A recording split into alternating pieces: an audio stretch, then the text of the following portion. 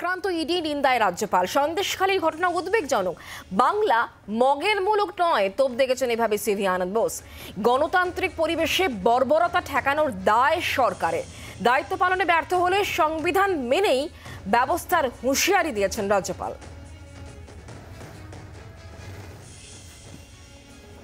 The ghastly incident reported from Sandeshkhali in North 24 Parganas district is alarming, is deplorable, to say the least. It is the bounden duty of a civilized government to stop barbarism and vandalism in a democracy. If government fails in its basic duty, then the Constitution of India will definitely take its course. As governor, I reserve all my constitutional options for appropriate action at the appropriate moment. Flexing muscles and parading paper tigers will not work with the people of Bengal. Jungle Raj and Gundagiri will work in a fool's paradise. Bengal is not a banana republic. I repeat, Bengal is not a banana republic. Government should do its duty. This pre-election violence, which has an early beginning, should find an early end. The sole responsibility for wanton violence in society lies with the government. It lies with the government. Government may better open up its eyes and see the reality and act effectively to face the consequences or face the consequences. শুনলেন রাজ্যপালের বক্তব্য। কথা বলবো শ্রেয়সী গঙ্গোপাধ্যায়, আমাদের প্রতিনিধি আমাদের সঙ্গে রয়েছেন টেলিফোন লাইন। শ্রেয়সী, আজকে সরবেরিয়ার যে ঘটনা, সন্দেশখালী ঘটনার নিন্দায় সরব রাজ্যপাল এবং তিনি সরকারের দায়িত্বের কথা বলছেন বারবার করে, এবং তার মুখ থেকে জঙ্গলরাজ, গুন্ডাগিরির মতো শব্দও কিন্তু বেরিয়ে এসেছে।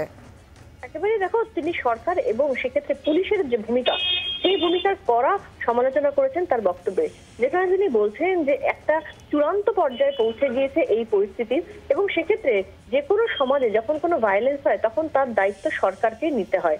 পাশাপাশি তিনি বলছেন যে সরকারের উচিত এক্ষেত্রে চোখ খোলা উচিত এবং চোখ খুলে বাস্তবটা দেখে নিয়ে ব্যবস্থা নেওয়া উচিত, না হলে কিন্তু তার ফল তাকে ভোগ করতে হবে। পাশাপাশি তিনি বলছেন যে সংবিধানগতভাবে তিনি এই গোটা বিষয়টা নিয়ে তার মতন করে তিনি ব্যবস্থা নেবেন, এবং সেক্ষেত্রে তিনি এটাও বলছেন যে এক্ষেত্রে যদি এই মুহূর্তে সরকারের তরফে কোনো ব্যবস্থা না নেওয়া হয় তাহলে কিন্তু সেটা কার্যত তার ফল তারা কঠোরভাবে পাবে।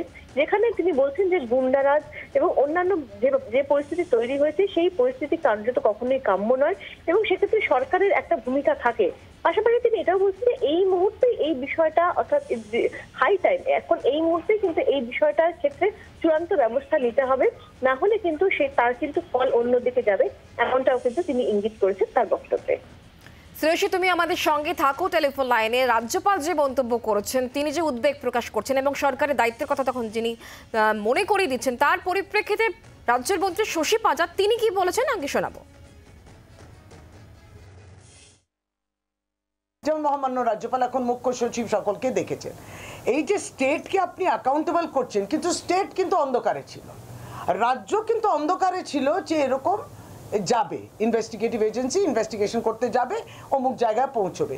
অথচ তারপরে যখন বলছেন যে যেটা জনরোষ, আমরা কোনোটাই ডিফেন্ড করছি না, আমরা হিংসাকে কোনো রকম উৎসাহ দিচ্ছি না, আমরা ডিফেন্ড করছি না, আমরা সেটাকে সমর্থনও করছি না, কিন্তু এই পরিস্থিতিটা সেখানে সাধারণভাবে মানুষ তারা তো প্রতিদিন দেখছে, প্রতিদিন তারা দেখছেন যে এইভাবে সিবিআই ইডি প্রতিদিন তৃণমূল কংগ্রেস এবং তৃণমূল কংগ্রেসের নেতৃত্ব এবং বাংলাকে টার্গেট করেছে। এটা তারাও জানেন, সহজ সরল মানুষ তারাও বুঝতে পারেন যে এর পিছনেও রাজনৈতিক কারণ আছে। একটার থেকে আরেকটা হয়ে গেল, এর মধ্যেও যারা সমাজ বিরোধীরা রয়েছেন এইরকম সিচুয়েশনের তারা অ্যাডভান্টেজ নেয়।